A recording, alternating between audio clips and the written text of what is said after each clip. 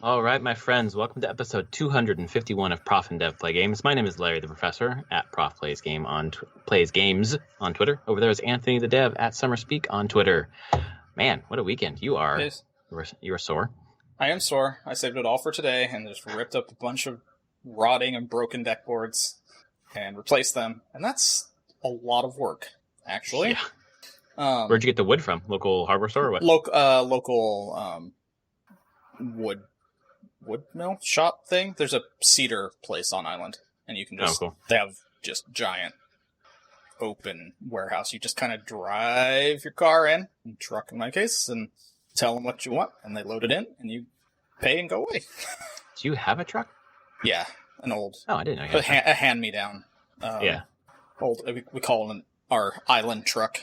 Because it doesn't really leave the island. It's like a 92 something or other.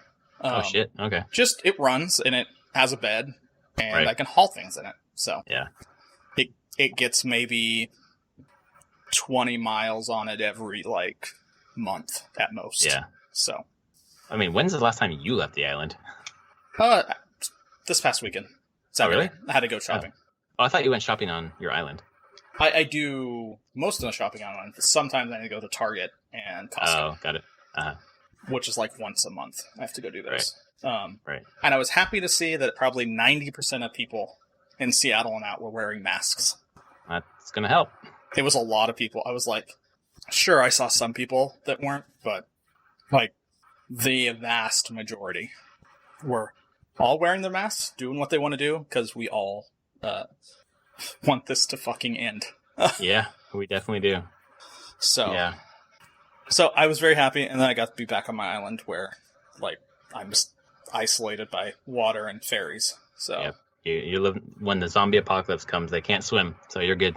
At least a little longer than the rest of us. Yeah. Although, can they walk across the bottom of the water? Oh God. I think that was something in World War Z. They talk about them traversing very large distances underwater, very slowly. But you never know when there's going to pop up on an island somewhere. Let's say that the slope up to your island is not gradual. It's like cliff. Could they climb a cliff? I don't know. Yeah. You should start dynamiting the bottom of your island. There we go. Just make it a floating... Fear for the zombie. You'd probably sink. Speaking of zombie apocalypse, we're talking about Xbox today, which has not happened in a really long time. Maybe they'll come back from the dead. I know they're not dead. No. And I'm actually a big fan of Game Pass on PC, let me tell you. I think you are too. Yep. But on Thursday at 9 o'clock Pacific time, we've got the Xbox Showcase, which they have said, at least, is going to be purely games, nothing else. 1 hour. 1 hour of 1 games. hour. Mm-hmm. And they've gotten some stuff out of the way. They said that they're bundling xCloud with Game Pass, which I've seen some conflicting reports about it either being Game Pass or Game Pass Ultimate. I'm not sure which one is true. I would expect that it's Ultimate, honestly. Yeah, the $15 a month one. Yeah, I bet that would make more sense. The non-Ultimate one is pretty... You get the games, but you don't get the other features. Right. Yeah, and $5 a month on PC is pretty good for those games. Yeah. I'm definitely going to stay subscribed there. So it sounds like it's going to be just games. So Anthony and I are making some predictions, talking about what we expect. And coming from a place where both of us are admittedly PlayStation players or PC players or Nintendo players and not really Xbox players. So, I mean, let's be honest. Start off the prediction. I think they've already confirmed a big chunk of this is going to be Halo 5. Yeah, it's got to be that, or Halo 5. Fuck. Or Halo Infinite. Infinite, yeah, the next Halo. Man. I don't know which one it is. They pull out Lock. They're like, all right, and this is Halo 5. Yeah. It's how Sony started theirs with GTA 5. Yeah, there you go. Oh, no. Halo Infinite, I should say. I just think if it's coming out this year, this is the time for it. And they teased it as well. The official Halo account teased it. So I don't know how much will be taken up, but I bet it's going to be substantial. I bet probably 10, 15 minutes of this hour is just going to be Halo with Halo gameplay, whole thing. Just going into it. Yeah, I agree. It's going to start off with, Spartan 117, something with Locke. Not Locke. Yep. I did the same thing. With John, Master Chief, just doing something crazy and cool. And then going, I think they're going to dig into some some aspect of the gameplay that latches onto the Infinite name. Either that's, I don't think it's like a Destiny 2 kind of thing, like an endless kind of, end game or something. But there's got to be something with that name tied in here. So they're just going to dig deep into the campaign and maybe talk about a battle royale. I mean, I know it's just a multiplayer mode, but it seems to be the I assume multiplayer mode du jour. I'm sure they'll touch on multiplayer some, since that is a huge aspect of the Halo games. If not more than the story. Right, but they've come out and said we're not going to do battle royale at the beginning, so I think people are thinking they won't talk about it, but I feel like that's a big Maybe thing. they won't. They'll touch on something, some multiplayer. Who knows? Yeah. It will be. Look at all the crazy things you can do and create in multiplayer. I assume they'll potentially have Forge-like things again. Yeah, so they said that it would. Yeah, so you can create your own stuff. So, and that's kind of how they responded to the battle royale thing. They said, "Well, that's something we can do in Forge." It's like, yep, that's user made, but okay. Yeah, exactly. So, yeah, we're in agreement on that. That's out of the way. That is happening for sure. The next one, I'm like thinking through Microsoft Studios. I was like just trying to taking notes, and I'm like, well, we know that there is the next Forza Motorsport is in development. That's been leaked a while ago. Right. I assume this is when they show it. Oh yeah, you got to show off the Series X with a car game. That's car porn is what these console releases are all about, I think. Yeah, and that's Turn 10. Yep. Yeah, I think Turn 10. They have stated, it's rumored that they are working on the next Forza Motorsport. So I expect a chunk of Forza Motorsport in there, showing very pretty things, just like the Gran Turismo for PS5 one. Like, yep, here's your car game. It's there. It's very pretty. Enjoy. And for someone like me, you put those two games next to each other, I couldn't tell you which one's which. So it'll look just the same to me. It's true. Really is true. Like, once you get to a certain realism point, you're just like, yep, that's a real car. That's a car. I've got one of those too. They don't have your 92 truck in there. They should. They should. That'd be great. 0 to 60 in like 30 seconds. Well, you can like reproduce like this really glossy, like very, I don't know, like the finish is very smooth and looks the same from point to point, where your pockmarked, chipped, dented fucking car seems like it'd be harder. It's true. So I think that will be there. Just get that one out of the way. So I think then it starts coming into the more crazy stuff of, I don't know all the studios that they own. There's a different studio that does Forza Horizon, I believe. That's Playground Games. Yeah. So they're doing something, I'm sure. Well, there's the big rumor is that they're doing Fable. Okay. They're doing the reboot of Fable because they're, open world with Horizon, even though it's cars. Yeah. And I don't know if I quite buy that, because I think that's very different. It is very different. But I'm just, really quickly here, Double Fine, Compulsion, Coalition, 343 Industries, The Initiative, In Exile, Mojang, Ninja Theory, Undead Labs, Turn 10, Rare, Playground Games, Obsidian. Those are the Microsoft studios. Yeah, so and far. Some of those were recently bought. Yes, correct. Obsidian was recent. Recently, this one I could see Obsidian showing something.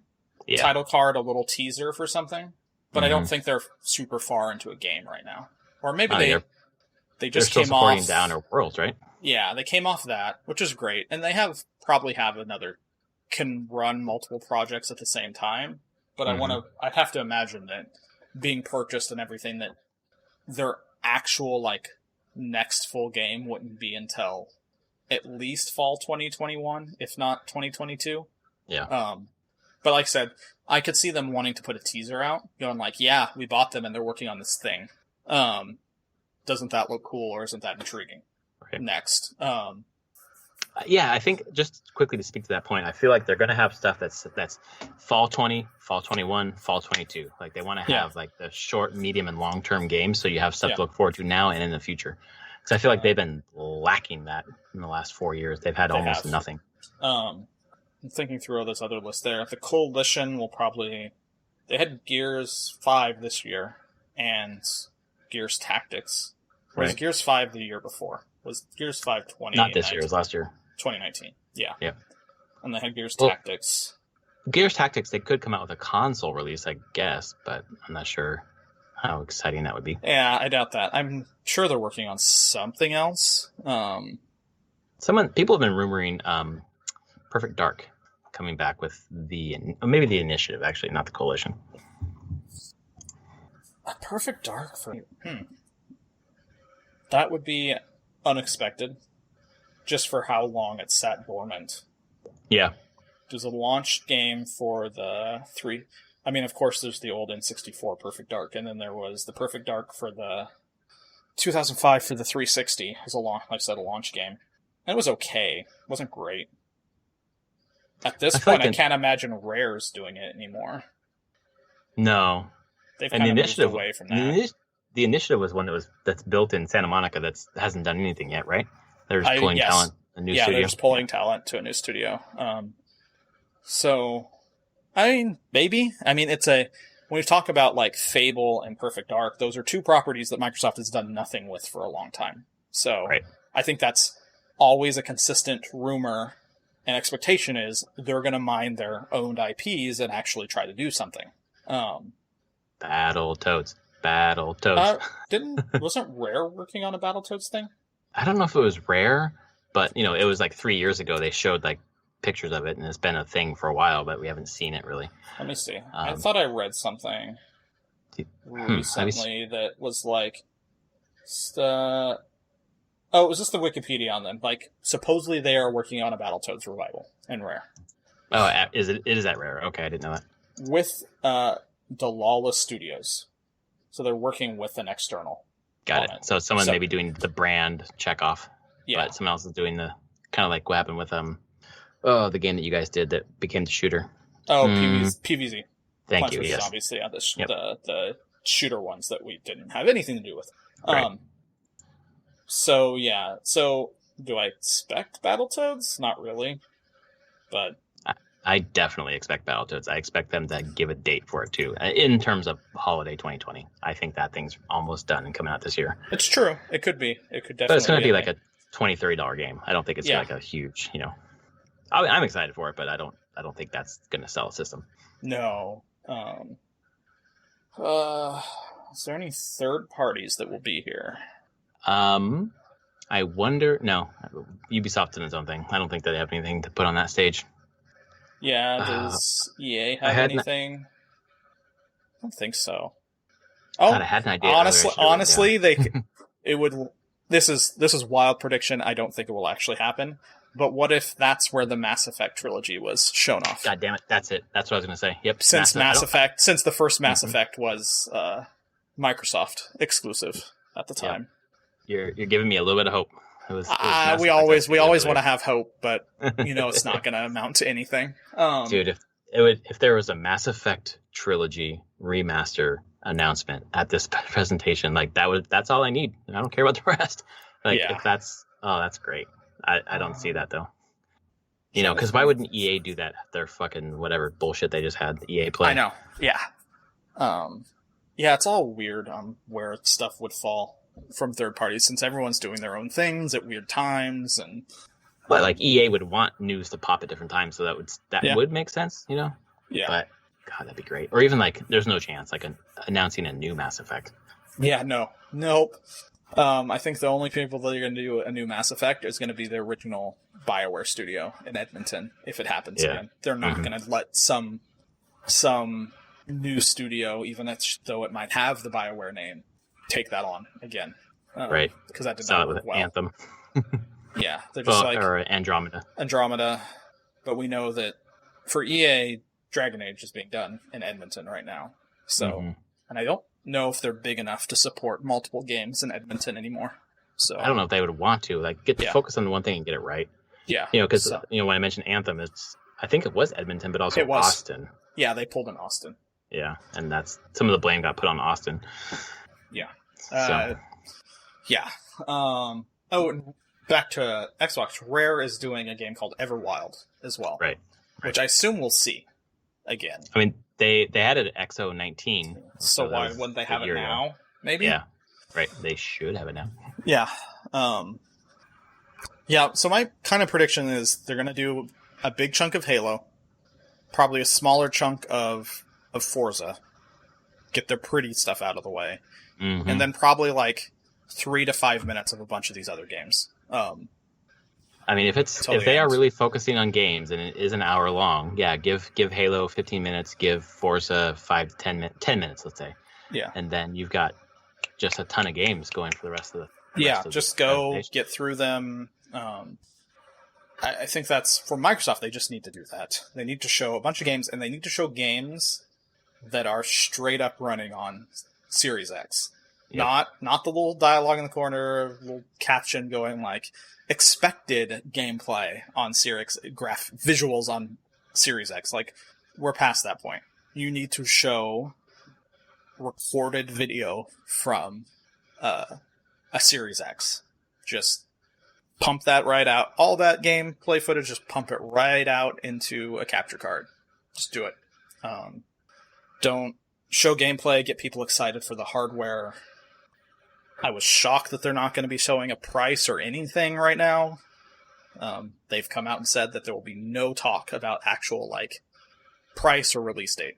Right, or even the machine, other than I'm just what's like, running, for what's running on. Fuck's sake, people. We are at the end of July. Yep. For something that's going to launch in 4 months, probably mid-November is my no, not even expectation. Like, if you're launching a console, it launches mid-November. You want it out before Black Friday. That's exactly right. It's coming out November 17th or whatever. Yeah. So both Microsoft and Sony, I'm just like, for fuck's sake, just tell us what's going on. Like, so people can plan for this. That's the thing. Like, you know, we're in a situation, obviously, where it was this last week, 32% of the country basically could not pay their home payment for the end of June or for July. I saw that. 1st. I was trying to. Is that for mortgage or is it rent and mortgage? Rent. I think it's rent specifically. Okay. So like the economic situation in this country at least is fucked for like a really expensive luxury item. So if in that situation some people still wanted to like pool money together to buy something like that, you would need to know the price so you could target how much you need to save per month or whatever. Like, this is bordering on tone deaf, I think. Yes. Like, you think people can save up in 3 months to buy these probably $600 consoles? Yeah. You know? I'm wondering, side note, if the PS5 is going to be that expensive. Because there's all that stuff now that they're going to ramp up production to 10 million worldwide for initial release, which is quite a bit more than the PS4 had. Like almost 2.5 times more. So there's part of me that's like, if they think they need that many consoles, I have a hard time seeing it being that price, $600, because they expect to sell them. Right. And I saw the report, how it was written, that I saw at least, was seeing just a huge increase in demand for video game and video game related products. Like, they want to make sure they have to meet that demand. So if they think that people are chomping at the bit for video game stuff, are they thinking people will spend more on it? Or are you right? And it's like, it's going to be, $450 to $5. Yeah. Which is still expensive. So I'm holding to $5, but yeah. But I think it will, because it will sell a lot more at $5 than it will at $6. Yep. Well, I mean, so it will sell a lot for it for $450. Then for sure. I think for sure Microsoft cannot go any higher than $5. And probably going to sell it at a loss. They cannot afford to repeat the Xbox One mistake. No, they can't. Sony has a little bit more wiggle room, I think, but not much. Not much. This, and if your console comes out at $6, and then you got to buy an extra controller, and you want to buy a game, and you want to buy the fucking camera, like you're inching up there. So, yeah, I hope it's going to be more than 400. I think it's going to be 450 and $5, because they're both going to have two different consoles. Yeah. I don't know. But I mean, those are most of my predictions, thoughts. Hellblade 2 will probably be there in some form, potentially. Maybe playable, a little bit of playable chunk. So that was shown, when was that last shown? Earlier this year? I'm sorry, which one? What? Hellblade 2. Oh yeah, it was. And given the idea that Hellblade was a shorter game, 6 to 8 hours, like, I feel like it's reasonable to expect that Hellblade 2 might be close-ish. Yeah. Spent, I think, 2 years, so. Yeah. I don't know if I have anything else I would expect out of this. Is there anything that any game that would come out, and I mean specifically like first, second party, whatever, if there's a difference in that anymore, all these studios that would really make you sit up and say, oh, yeah, I want to play that? Out of everything we've mentioned, no. It needs to be something out of the blue. I'm unexpected because the stuff that Microsoft is known for, like what they make, I don't really play that much of. I don't care. It doesn't drive me to buy a console. So I need something new that's intriguing to me. Something that you couldn't name right now because it should be unexpected. It should be unexpected, and hopefully that's something like that the Initiative is doing, or whatever Obsidian is doing. Because I'll play another Obsidian RPG. Yeah. And again, these are all coming to PC anyway, so I'll play it there. Yeah, no, I guess I don't mean like that will get you to buy an Xbox. That's not happening. Yeah. Neither of us are going to do that because we have powerful computers that can play their first-party studio games on Game Pass. But yeah, I think I agree with you. Obsidian is the one that I'm interested in seeing this Thursday to see what they're doing. I was never a huge Fable person. I played 3 some. It was fine, but I never really got into the Fable series. So yeah, it's got to probably be something pretty unexpected. If they pulled out of their ass a new Shadowrun game, thumbs up, I'd be there immediately. I mean, they own the property. Yeah. They own that. They own BattleTech. Crimson Skies. Holy shit, I'd buy a new Crimson Skies immediately. That would be an old Xbox game to bring back. It would be, but this is properties they own that are like these weird... All those properties are very niche properties, but are very attention-grabbing. Right. Because of how old they are, and they just have a mystique in the industry. So, Crimson Skies is one that I think... would be a fun one to bring back, especially with a big, powerful system you could put behind it. You could have a lot of fun with a big open world, alternate history, propeller dogfighting game. It could be fun. I don't expect it. I expect those games are just sitting in their IP warehouse and they'll never touch them again. Right. They'll let other people say, "Hey, I want to license this," and make it. But yeah, I'm trying to go through the things that I think Microsoft owns in that same vein. And other than like old rare properties, like Banjo 3, Banjo 4 or whatever, the next Banjo game. Because I don't think Nuts and Bolts was numbered. Whatever, Banjo-Kazooie. Like, this would be a good time. This is like the iron's hot. Let's strike. Yeah. A nice 3D platformer. And I think that would be interesting to me. But other than that, they could do a new Killer Instinct. New Killer Instinct fighting thing. I like Killer Instinct. Yeah. I wouldn't mind seeing Killer Instinct, like leaning more into here are all the, turn it into Smash Brothers Cross, like a technical fighting game. Here are all of our characters. Here's Joanna Dark. Here's fucking Master Chief. Yeah. I think that would be useful. That would be interesting to me at least. And again, we're going to be able to play all these games. We have Game Pass, so yeah. I don't expect any Crackdown anything. I think that one's probably just going to be put on the back burner for a long time as a property. Yeah. Yep. I'm looking at a list of properties that they own. Game properties, 29. And most of these, I'm like, they're never going to be here. Rise of Nations, Age of Empires, like, cool. Well, but I don't see that for Xbox. No, Age of Empires is more of a PC thing. So yeah. Fable, Forza, Crackdown, Conquer. Conquer. They're not going to do that. That seems unlikely. Yeah, I don't. I think it's going to have to be new franchises that excite me. Yep, I think so too. I think that the games that they've had already have not been interesting to us.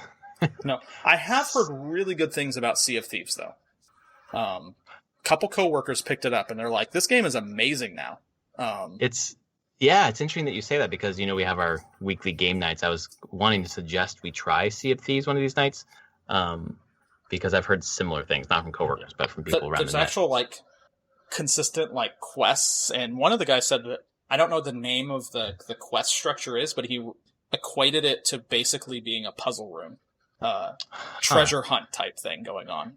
And he said it was like you finish them and you feel amazing because you've solved a bunch of puzzles and done a bunch of fighting and all sorts of stuff. That sounds so it has content now. It That sounds sounds like Wind Waker on speed. That sounds good. Yeah.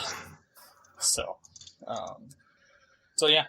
I don't have anything more about Microsoft. Hopefully. No, I think we're just The post game analysis will be interesting to see what the things. There's a lot of things they have to show things we're not expecting or thinking about. Yeah. Because the games they've had have been the same games for a long time, and those haven't turned some of our heads specifically. So yeah, they have their consistent sellers, but they don't have a lot outside of that. Yeah, it just feels like a lot of first-person shooters. Yep, that's what it is, and that's what it historically has been for a while. Yeah. Yeah, we'll see. Hopefully, Yeah. There's also a rumored Nintendo Direct coming next couple of weeks. Jesus, but I think that's always rumored. It could happen at any moment. Yeah. Why don't we talk about what we've been playing this week then? Yep. And why don't I go first? I've been playing, first of all, Wind Waker. My daughter and I finished Wind Waker, and it's fucking hilarious because I didn't quite remember the last sequence. So my goal, we had like two Triforce pieces, like two Triforce charts to go get the shards, and there was the one where you had to like put a pear on your head and get the seagull to go up and hit all the switches to open the gate to get one of the charts or whatever. And my daughter was not being super patient, so I was like, why don't I just finish the Triforce shards? She was like a little frustrated, like I usually get about those shard quests. So I did that, and I was like, I'm just gonna get to Ganon. So I went down the Hyrule, broke open the force field, went up to Ganon's tower, went in Ganon's tower and defeated the 4 bosses again, and then went into Ganon's room, where I thought Ganon's room was going to be. I was like, okay, cool. I'm at Ganon. I'll save it. I don't want to go any further so that she can see the whole lead up to Ganon, forgetting that you fight Phantom Ganon 8 fucking times, and then you fight Puppet Ganon in his 3 forms before you even get to Ganon. So what I thought was going to be like a 25-30 minute experience ended up being fucking 2 hours. Yeah. And that's just poor playing on my part, poor memory. But she loved it. She loved all of it. She was very patient and really into it. And now we're done because we didn't want to. It was more accidental exposure. I didn't think she'd be really into Wind Waker. I just wanted to show her the game that Baby Link, quote unquote, was in because she loved the Baby Link amiibo. Yeah. But then she just got into the game. In the beginning, it's just a lot about exploration and puzzles and climbing. And then it just became a lot of battling later that we didn't really want to expose her to this early. So we'll put that on ice. She's asking now, when can we play Spirit Tracks? I'm like, well, that's the 3rd game in the series. But no, I want to be on the train now. Yeah. So one day we'll get there. So playing that. And then today I played quite a bit of Disco Elysium, and nice.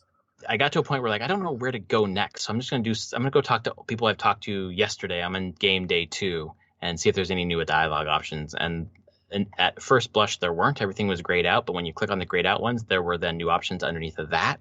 So to move forward, it wasn't readily apparent where to go, and then I just kind of retraced my steps and chose found new things, yeah. And that just it's just such cool.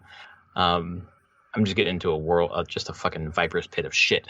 And I'm rolling with my fucking terrible choices. And there was one point where like I needed to break into this like drug dealing semi-truck driver's cab in her car. And I like needed to be strong enough to do that, but I didn't have strength modifiers. I'm playing like an intellectual. So I drank alcohol to increase my physique and like tried to buff up as much as possible to break the window, and I failed, and my crowbar bounced off the window, and then my skinny ass, like just nerdy as shit, detective assistant who's with me just busted it in with his hand. I was like, oh man. So it's just like cool things like that where you're just like so underpowered, quote unquote, and not in terms of strength so much, but just in terms of like the skills you need that you're just like, literally rolling the dice to see if you can succeed or not. And if you don't, it still opens up some really cool options. There's some really cool recurring conversations with different characters that are deepening my understanding of them and just creating more closeness. That's cool. And then the big thing this week has been Ghost of Tsushima, which I think you've been avoiding the group text, but Brad and Travis have uncovered like it seems like the whole fucking map. I've barely uncovered. I've only played for like maybe 3 hours, but it is cool. It really does bring back Breath of the Wild vibes to me, where I'm just exploring and there's like smoke on the horizon, or a bird flies by, or there's a fox that runs by, and you kind of just follow cues in the world. There's no mini map. There's hardly any HUD at all. And the combat's really fun. It's and varied. You're different enemies, and it's very deliberate and methodical and just a little slow. All of that's cool. I think that the tone is just a little too serious. Like it takes itself very fucking seriously, because I think they're trying to do homage to like the samurai culture. Yep. But I would just imagine that a samurai probably told a joke every once in a while. But the fucking camera is atrocious. It really is. It's really bad.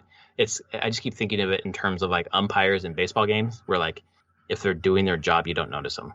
Yeah. And a camera, if it's doing its job, you just don't even know. You wouldn't say like, wow, the camera's great in this game. It is really bad. There's no lock on for the battle, obviously, and that's something to deal with. That's a choice they made, and that's okay. But like the camera kind of gets stuck on things. The thing that drives me the most nuts about games is the way that the right stick moves the camera. So I went into options and turned it on to fast, but it is still the case where I tap it and then like half a second later it moves. I see. There is a noticeable delay in how the camera moves, and it drives me batshit insane crazy. Other than the camera, I think it's a great game. I think if the camera was better, this probably would have gotten like a 90 on Metacritic. and all the reviews talked about in stealth, enemy AI is dumb as shit, and it is so true. Like stealth is a joke. And then there's a narrative. So many games like that. God, have that issue. That's not. I'm like, this has to be solvable in some way to at least make this feel better. Because God, I mean, I have exploited enemy AI and stealth in every Assassin's Creed game constantly. Yeah. Hey, look it. Come over here. Kill ya. What? Oh, your friend's looking for it? Come over here. Kill ya. Sweet.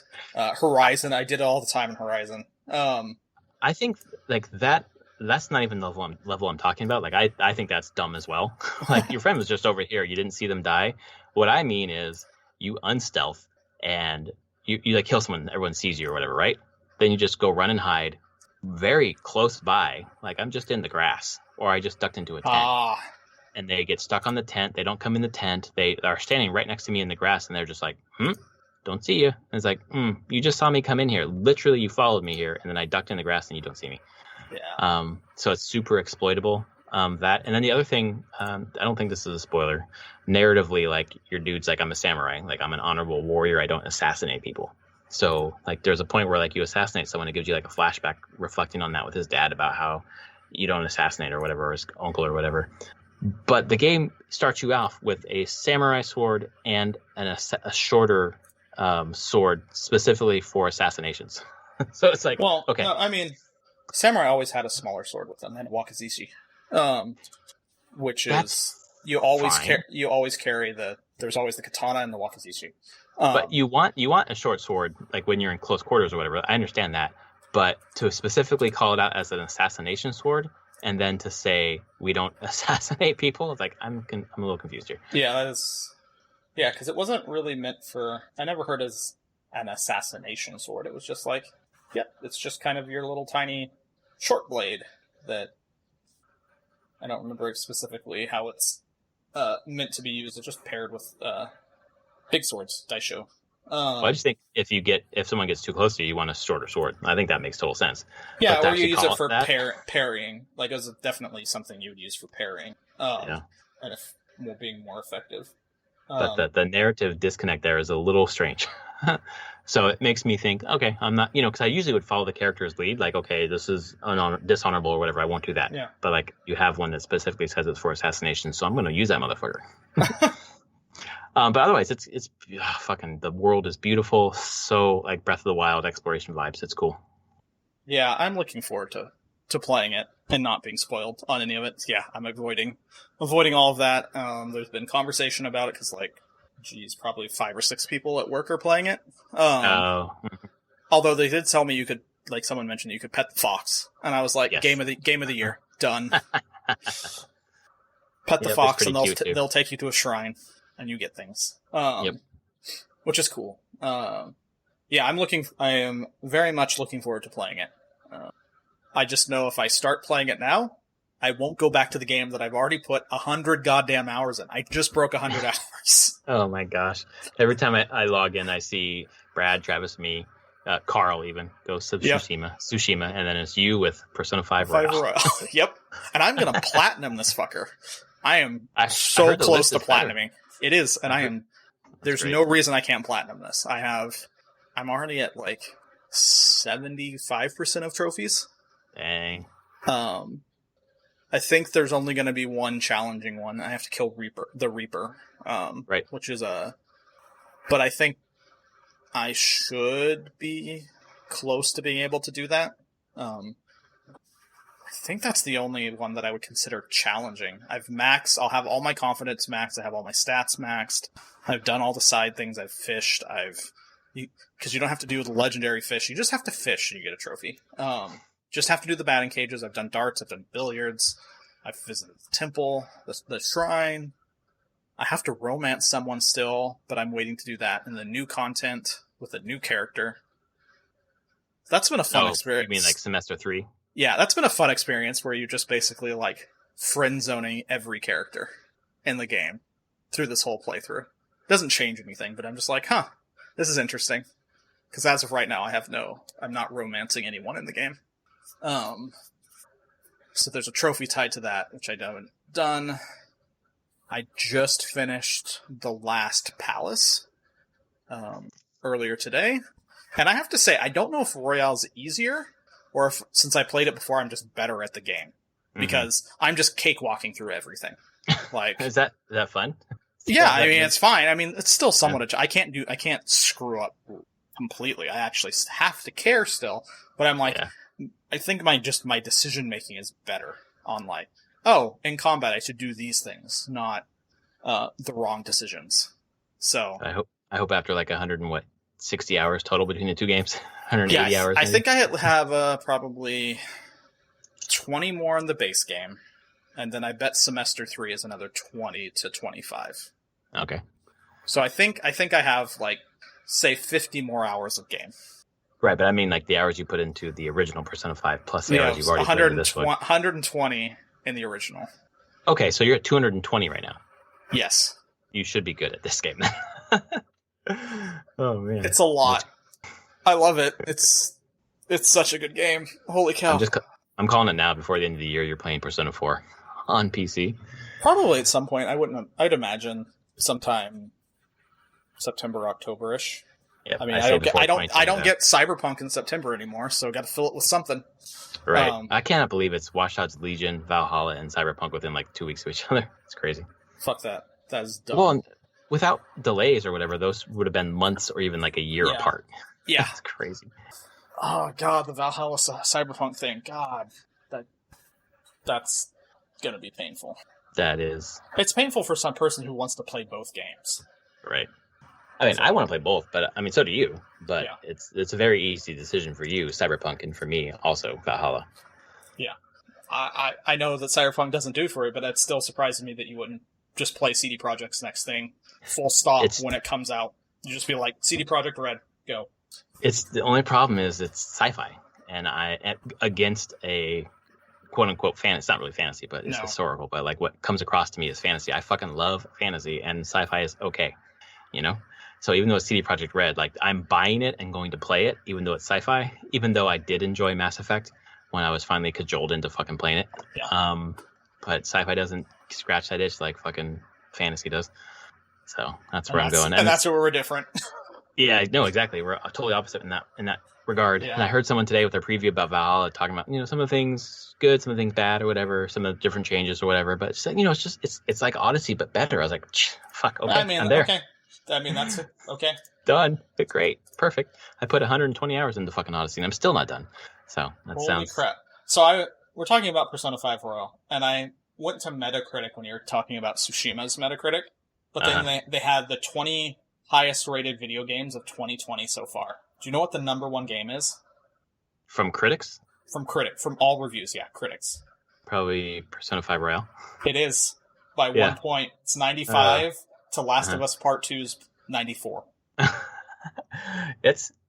I mean, I don't want to say it's cheating, but it was already like an amazing game that they made better, right? Yeah, I think that's the key thing. Is it's just they're like, how could you make this game better? There's a lot of ways to make it worse. Yeah. And they didn't make it worse at all. What's the impetus for that? Did they like put out 5 when they weren't done? I don't know, but I mean, you could say that. DLC? You could say with Persona 4 and Persona 3. Yes, that's true. Like, that's true. That's kind of how they do it. This is just their model. Like they want to do expansions on their games. I guess that's just how Persona games work now. Because Golden came out 2 years after Persona 4. Right. That's my one Vita card is Persona 4 Golden. Yeah, I know nothing about it. That's the thing. Like, absolutely nothing. Me going into Persona 4 will be just as like me going into Persona 5, where I had no expectations. I was just like, I don't know what this game's going to be. Right.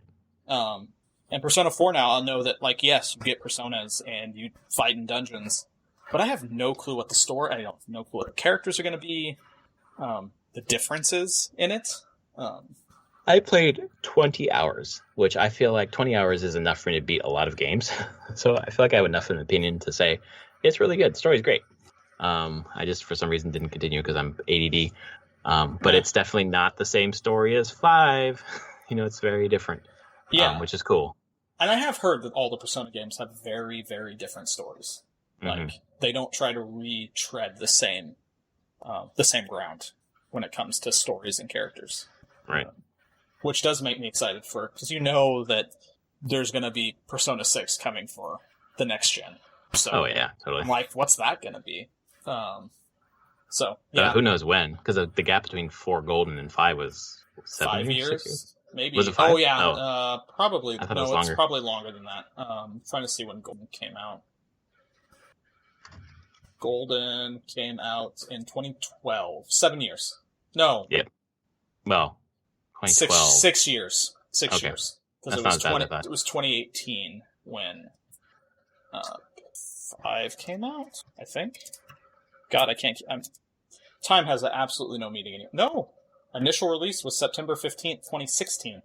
For 5? For 5. I think that was in Japan.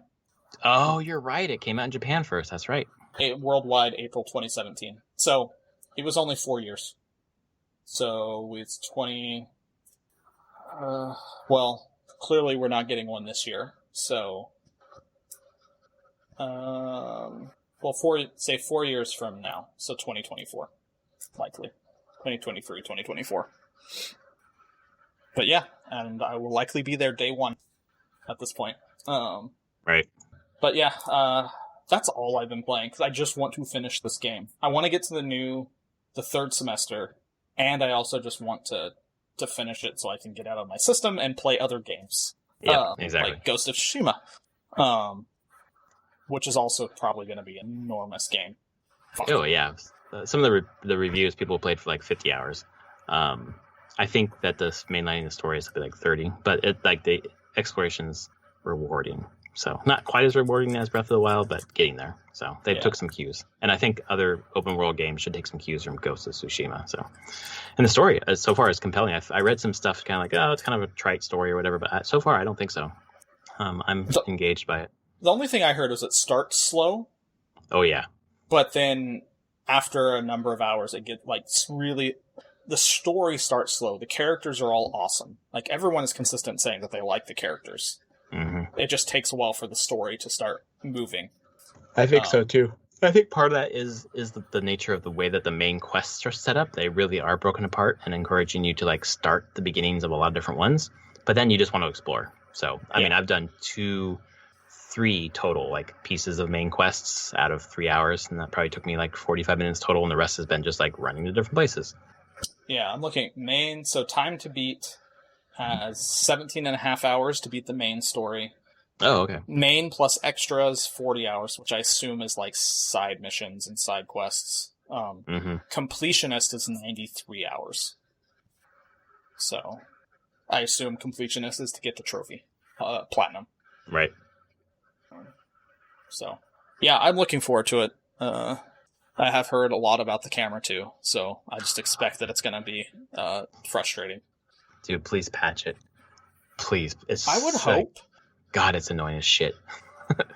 And it's fucking 2020. Like, camera should be figured out.